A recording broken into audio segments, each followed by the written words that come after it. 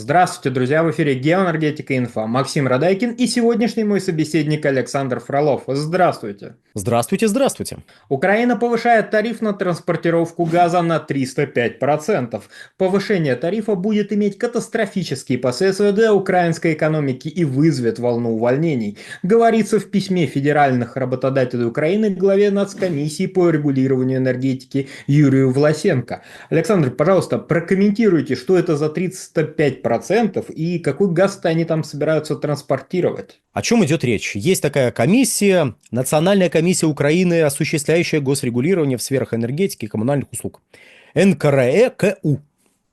И вот она постановила, что нужно с 2025 года увеличить тариф на транспортировку газа со 124,16 гривен, ну то есть 124 гривны, 16 копеек. Копейки не переименовали там, нет, а то мало ли. Пишите в комментариях, если копейки переименовали, вот, до 502,5 гривен за 1000 кубических метров. Собственно говоря, а из этого, да, давайте в долларах скажем, потому что, я думаю, большая часть нашей аудитории не совсем ясно, сколько это вот. Сколько это, как это? Это фактически с 3 до 12 долларов. Увеличение на 305% это, по сути, рост в 4 раза. Было 3 доллара, стало 12 долларов. Ну, как бы вроде не очень много. На 1000 кубических метров, значит, это вообще незначительная величина за этот самый, за 1 кубометр. То есть, получается у нас, если 500 гривен, я тут в шпаргалку, если вы позволите, буду подсматривать. Да, 502,5 гривны, ну, вот 50 копеек на 1 кубический метр. Не впечатляюще. Ну, понятно, в долларах это может более солидно выглядеть, но в общем и целом, откуда, откуда взялось волнение у аудитории? И зачем у нас об этом пишут, я не очень понимаю. Но если предлагают обсудить, это наши крупнейшие информационные агентства написали, вон, смотрите, что у них происходит. Нам вот обычно рассказывают, что это вы рассказываете вот на Украине, в Европе. Надо рассказывать, чего у нас, да? Ну, расскажите центральным информационным агентствам, а зачем они об этом пишут, почему это потом обсуждают. Ну, всем интересно, вот мы тоже обсуждаем. Итак, в рамках реформ, да, в стародавние времена, в древние-древние времена, которые были до 2014 года, газ на Украине стоил где-то 750 гривен. 750 гривен за 1000 кубических метров. Тут транспортировка 1000 кубических метров 502,5 гривны. Гривны, если говорить более аутентично. 750 гривен включали в себя расходы и на добычу, и на транспортировку, и на распределение газа. То есть была одна платежка, включавшая в себя все, ну, по идее, все расходы всех участников процесса. Ну, по большому счету, тогда основным поставщиком газа для потребителей на Украине был «Нафтогаз». Эта компания добывала газ, эта компания транспортировала газ, ну и по большому счету там распределением тоже занималась она. Вот. Да, конечно, были еще частные игроки, но частные игроки в меньшей степени. Во-первых, они меньше газа добывали, порядка 25% от всей совокупности газа, который добывался на территории Украины. Во-вторых, эти игроки, ну, в меньшей степени работали с конечным потребителем из числа, ну, населения, из категории населения. Хотя, с другой стороны, ну, если посмотреть, то в том же 2013 году Украина потребила около 45 миллиардов кубических метров газа, из которых лишь 20 миллиардов кубов были добыты на ее территории. Из этих 20 миллиардов 15 миллиардов добыл «Нафтогаз». Ну, точнее, его дочернее подразделение, которое называется «Укргазвыдобывание», «Укргаздобыча».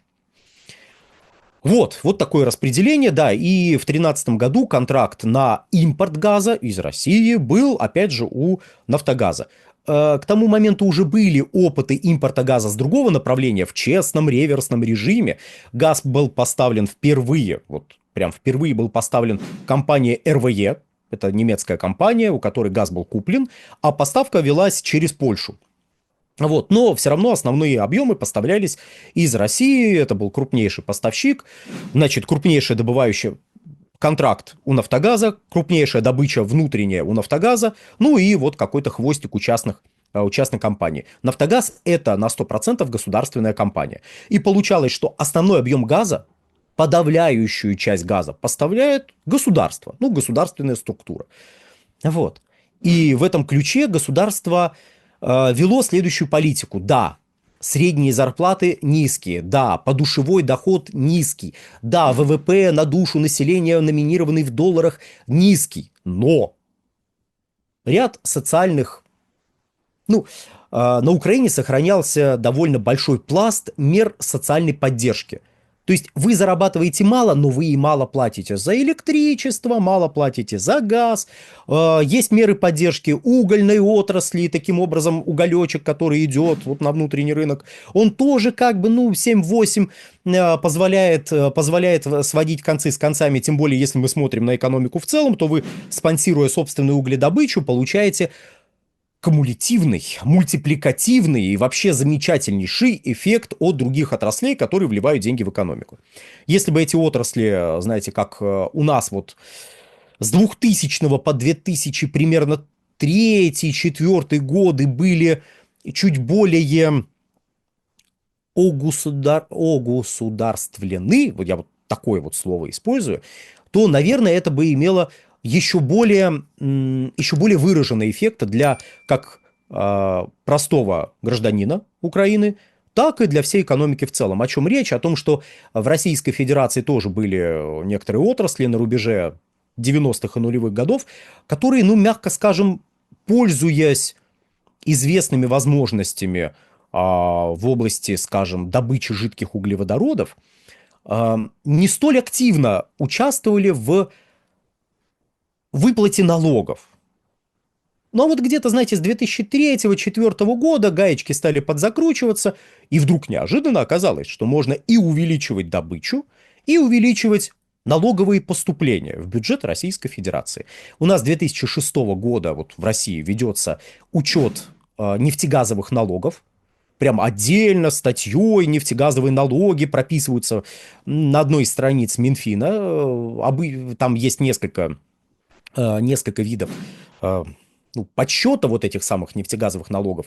Отдельно можно найти вот с 2006 года, собственно, когда начали их подсчитывать, с 2006 года в годовом выражении вот сколько было собрано. И там видно, что, ну, происходит постепенный рост. Не только из-за роста инфляции, обесценивания рубля, но и из-за того, что там немножечко, знаете, налоговое давление увеличивалось. Почему увеличивалось? Потому что государственный контроль над нефтегазовой отраслью у нас высочайший. У нас налоговое давление на нефтегаз порядка 70%. От 70 до 76%. Ну так, на секундочку.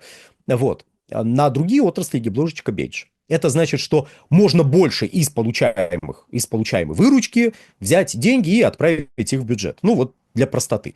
На Украине пытались нечто подобное сделать, но Украина всю дорогу представляла собой такие, знаете, удельные олигархические княжества, в которых вот тут у нас ферросплавы, тут у нас производство электрической энергии, они между собой не дружат, тут какие-то финансовые круги, тут еще какие-то персонажи. И, в общем, они друг с другом воюют, ситуативные союзы создают. При таких условиях должна была произойти некая централизация, чтобы можно было как бы всех немножечко под одну гребенку, кто готов будет под одну гребенку немножечко вот сойтись, вот их можно было бы как-то объединить, кто откажется, способы есть. Можно посмотреть, опять же, на опыт Российской Федерации, образца 2003-2004 года, там масса новостей было, 20 лет назад буквально, там масса всего интересного происходило. Вот. Но на Украине это не произошло, на Украине все-таки не удалось аккумулировать вот эти возможности, которые потенциально были в руках у государства, но, тем не менее, был некоторый, как любил выражаться главный людоед российской истории Михаил Сергеевич Горбачев, консенсус. Вот, понимаете, консенсус вот между ними некоторый был, который позволял и грабить страну, прошу прощения, как грабить, да, сейчас, и пользоваться ресурсами страны, которые были древней высокоразвитой цивилизацией преимущественно оставлены, так и, ну, немножечко поддерживать на поддержание штанов населению оставлять. Притом на поддержание штанов это не, это не совсем точная формулировка. У населения были не только относительно низкие тарифы, ниже, чем в России, но у населения были различные меры социальной поддержки, касавшиеся где-то рождения. То есть у вас появляется ребенок, вот вам деньги. То есть там в какой-то момент у вас получалось, что молодые родители получали сумму, которая была эквивалентна, там очень забавно получалось, эквивалентна цене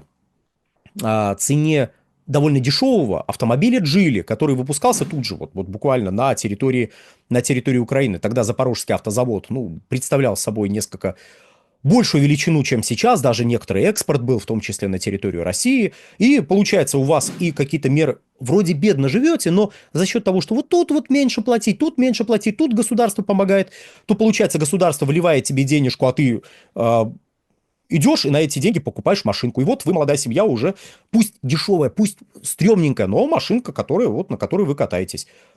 Выгодно это? Да, это выгодно. Эти деньги перетекают, соответственно, в вашу автопромышленность, потому что, ну, ни на что другое особо не хватит денег. Но это, опять же, это поддержка вашей промышленности. Закончим следующей мыслью. Рост тарифов неизбежен. Рост составляющий за транспортировку газа неизбежно. Скорее всего даже этот рост будет продолжаться и дальше. Иногда газовая составляющая, ну, то есть цена ресурса, может сокращаться, если биржевые котировки в Европе падают. Хотя, казалось бы, при чем тут Европа? Почему у вас ценообразование зависит от какой-то зарубежной биржи плюс транспортировка, плюс налоги, плюс прочее, прочее, прочее? Почему? Потому что это Европа. Ну, а нашим зрителям с всех прочих стран, которые не Украина, я обращаю внимание следующее. Если у вас государство назначает тарифы, и кто-то вам говорит: ребята, ща надо повысить эффективность, потому что государство неэффективное, знаете, вам говорят, что вы будете платить не просто планово больше, ну, государство там на уровень инфляции пересматривает тарифы, что никому не нравится, что всех бесит, но если вам скажут, надо повысить эффективность, разделить, еще какие-нибудь интересные вам истории будут рассказывать, знаете, в ваш карман хотят залезть поглубже и оттуда вытащить побольше. Смотрим на Украину, которая уже до 22 года была вынуждена, ну, в лице своих потребителей, платить в 10 и более раз больше за газ, чем платила при кровавом режиме Януковича. Кровавый режим Януковича-Азарова, который никому не нравился. Кстати, заставили их больше платить те самые люди, которые, когда бились за власть относительно мирными способами, рассказывали, что тарифы у нас несправедливо завышены, а они должны быть меньше. То есть вливали в уши населения чушь, ничем не обоснованную, но которая населению очень нравилась, потому что населению нравится, когда ему говорят, что цены должны быть ниже. Почему? Потому что мы ж с тобой, население, умненькие, мы понимаем, что тебя грабят. А вот мы придем, так как мы с тобой умненькие, мы на одной волне, то мы сделаем так, чтобы было дешевле. Ну что, друзья, стало дешевле. И последнее. Немцам, когда реформы в электроэнергетике запускались в конце нулевых, в начале десятых годов, говорили: ребята, цены на газ путем реформ, путем того, что мы озеленим нашу энергетику, снизятся раза в 2. С тех пор они выросли раза в 3. Поэтому это принцип не украинский, не российский, не постсоветский. Это общий принцип. Это мы все находимся в некой ситуации, когда этот принцип может в любой момент сработать. На сегодня, дорогие друзья, все. Всего хорошего. Александр, большое спасибо за комментарий. Друзья, подписываемся на Александра Фролова, подписываемся на Геоэнергетика Инфо, ссылка будет в описании и закрепленном комментарии. Там же будут реквизиты для желающих финансово поддержать наш проект, пока мы вещаем на всех площадках без монетизации. Спасибо, до новых встреч. Да, дорогие друзья, подпишитесь на мой телеграм-канал «Нефтегазовая игра» и на телеграм-канал «Инфотек». Ну и заходите на сайт «Инфотек». Всего хорошего.